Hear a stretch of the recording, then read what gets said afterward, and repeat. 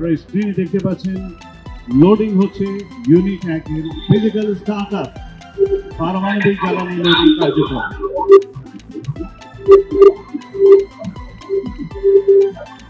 বিশ্বের ৩৩তম পরমাণু বিদ্যুৎ কেন্দ্র ঐতিহাসিক কার্যক্রম। ইতিহাসের সাক্ষী আমরা। এই ঐতিহাসিক মুহূর্তকে আমরা সারা জীবন লালন করব।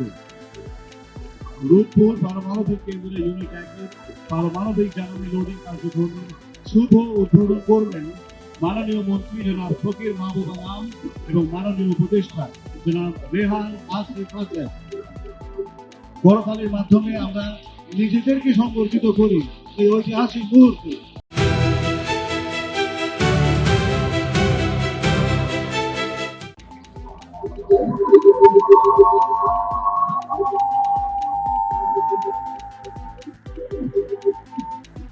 এই শুভ উদ্বোধনের মধ্য দিয়ে বাংলাদেশ প্রবেশ করলো এক নতুন যুগে। বাংলাদেশের পারমাণবিক যাত্রার এই ঐতিহাসিক মুহূর্তে সাক্ষী হওয়ার জন্য আপনাদের সবাইকে জানাচ্ছি আন্তরিক ধন্যবাদ। মাননীয় প্রধানমন্ত্রী নির্দেশে আমরা কিছুদিন যাবৎ এই নিউক্লিয়ার প্ল্যান্টের উপরে কাজ করছিলাম। উনি বলেছিলেন সেফটি সিকিউরিটিকে রেখে যত তাড়াতাড়ি পারি আমরা এই নিউক্লিয়ার প্ল্যান্টকে কমিশন করার জন্য। আজকের সেই দিন আমরা পেয়েছি। Wow, what a historical day for Bangladesh and for Russia. Actually, the bondage started with Russia in 1971.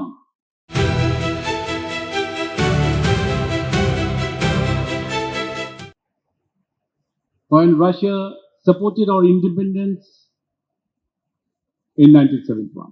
Not only that, they helped to clean up the mess that left us Pakistani junta, military junta, and since then our bondage was very strong. Today, our bondage reborn today through this nuclear plant. Distinguished guests, Rooppur পারমাণবিক বিদ্যুৎ কেন্দ্রের physical startup today. আজকে আমাদের জ্বালানি loading শুরু হলো। আমাদের দীর্ঘ অভিযাত্রার এক গৌরবোজ্জ্বল অধ্যায়। বহু বছরের পরিকল্পনা, গবেষণা, দক্ষতা উন্নয়ন এবং আন্তর্জাতিক সহযোগিতার সফল পরিণতি আমরা প্রত্যক্ষ করছি আজকে। রাষ্ট্র যখন দীর্ঘমেয়াদী চিন্তা করে তখন এমন অর্জন সম্ভব হয়। বাংলাদেশ আজ দ্রুত অগ্রসরমান রাজনীতিবিদ। আজকে শিল্পায়ন, আধুনিকায়ন ও টেকসই উন্নয়নের জন্য নিরবিচ্ছিন্ন, নির্ভরযোগ্য, পরিচ্ছন্ন জ্বালানি অপরিহার্য। এই বাস্তবতায় পারমাণবিক শক্তি আমাদের জাতীয় জ্বালানি নিরাপত্তার অন্যতম ভিত্তি।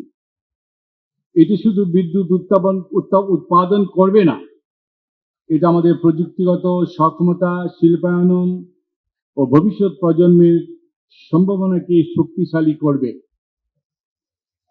বাংলাদেশে পারমাণবিক বিদ্যুৎ উৎপাদনের ধারণা প্রথম আলোচিত হয়েছিল 1961 সালে।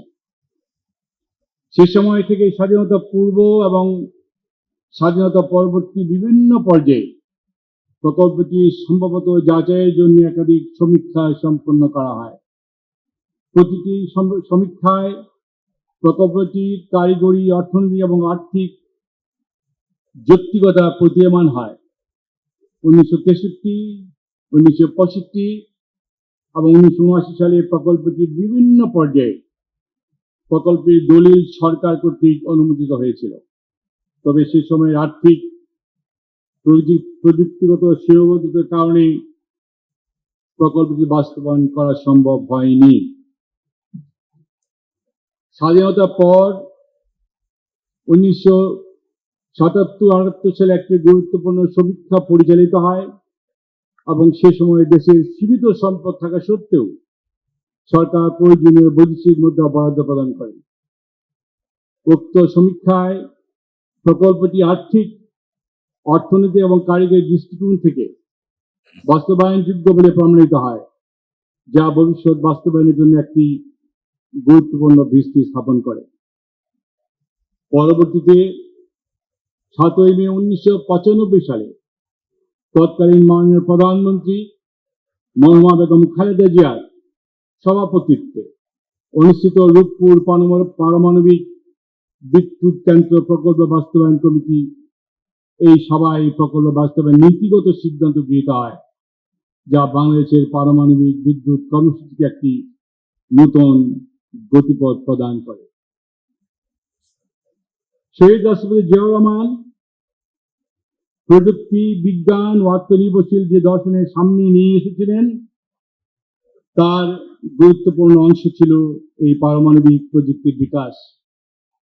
আর তার দূরদর্শী নেতৃত্বে বাংলাদেশের পারমাণবিক গবেষণার ভিত্তি সুদৃঢ় হয় এবং গবেষণা রিয়েক্টর স্থাপনের মাধ্যমে আমাদের পারমাণবিক যাত্রার প্রাতিষ্ঠানিক ভিত রচিত হয়।